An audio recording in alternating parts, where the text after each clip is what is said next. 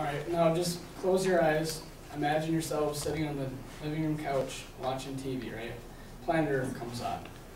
You see these awesome rolling green fields and these deep blue seas, right?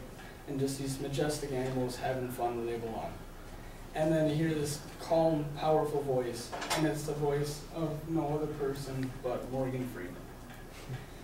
I'm going to start off by giving you some of his background. He was born on June 1st, 1937 in Memphis, Tennessee.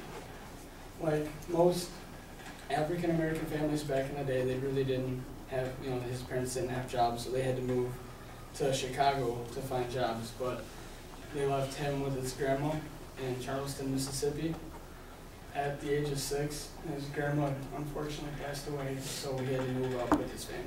He was the youngest of 5 kids. He really never was into acting until this incident he had in junior high, where he thought it'd be cute to go up and pull the chair out from behind this girl that he liked, and she ended up falling. And as punishment, they made him take part in one of their performances. And he really never thought he'd be into performances, but then he ended up taking top honors, and just kind of kept on going from there. But he never really thought much about acting after that. And what his heart was really into is he wanted to fly and be a fighter pilot, more specifically. So after he graduated high school in 1955, he went in the Air Force, but it wasn't really what he thought it was going to be like, and he ended up just being a mechanic and working on the ground. And he has this great quote, and it says, you are not in love with this, you are in love with the idea of this. So in reality, he wasn't in love with flying, he was just in love with the thought of flying. So he left the Air Force in 1959 and moved to Hollywood to chase, his junior high dream of acting. So he moved to Hollywood, and he was just picking up petty jobs and taking acting classes, trying to find somewhere to go, and nothing really worked out. So in the early 60s, he left Hollywood and went to New York. In 1967, he married his first wife, Jeanette Bradshaw, and he also landed a part in an African-American Broadway production of Hello, Dolly. He also was in another production somewhere in the late 60s called The Niggers, and it was an African-American off-Broadway production. So, he was hoping that was going to give him some recognition, but it never really did, so he just continued with the petty jobs and stuff. And then in 1971, he actually made an appearance on The Electric Company, which was a TV show that focused on teaching kids how to read, and the characters he played was Easy Reader, Mel Mounds, and Count Dracula. The Electric Company is similar to Sesame Street today.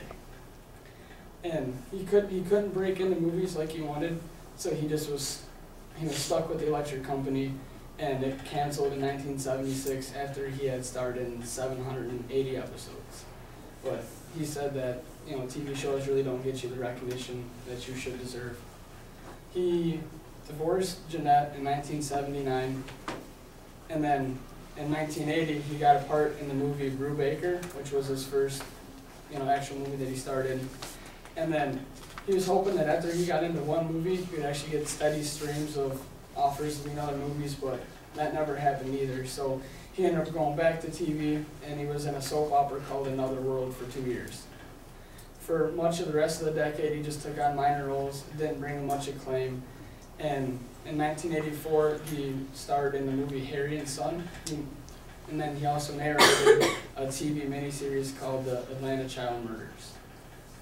And then also, later in 1984, he married his second wife, Myrna Colley Lee, and then they also divorced in 2010, so he's single now. And then after these minor TV jobs, he actually got another part in the movie Street Smarts in 1987. He played the character of Pimp Fast Black, and the role was a huge success for him, which earned him an Oscar nomination for Best Supporting Actor. And after he starred in that movie, on IMDb.com, it said that the film critic Pauline Kael even went on to say that, is Morgan Freeman the greatest American actor? And that was only after, his first major movie. And then, 2 years after he was in Street Smarts, he earned a Golden Globe Award for Best Actor and another Oscar nomination for Best Supporting Actor for his role as the chauffeur in Driving Miss Daisy. And then, you know, as the 80s rounded out, he was actually building up some reputation, and the 90s were even better for him. And he starred in The Shawshank Redemption in '94, the movie Seven in 1995, and Deep Impact in 1998. In 2005, he won an Oscar for Best Supporting Actor in $1 Million Baby, and then he also starred in Batman Begins in 2005, and then in 2008, he did the sequel to Dark Knight, which was a sequel to Batman Begins. And then this year, he was awarded the Cecil B. DeMille Award for Outstanding Contribution to the World of Entertainment. And he also narrated a lot of films such as World of Worlds, March of the Penguins, and like I stated before, Planet Earth. In recent years, he has earned his private pilot's license, so he's still going to continue to like to fly, but I think acting's kind of taken over. Some other very successful movies that he starred in would be Dreamcatcher, Bruce Almighty and Evan Almighty, which he played God. I think he did fantastic at that. I don't think anybody else could be God much better than him. The Bucket List, Invictus, Red, and then Robin Hood, Prince of Thieves.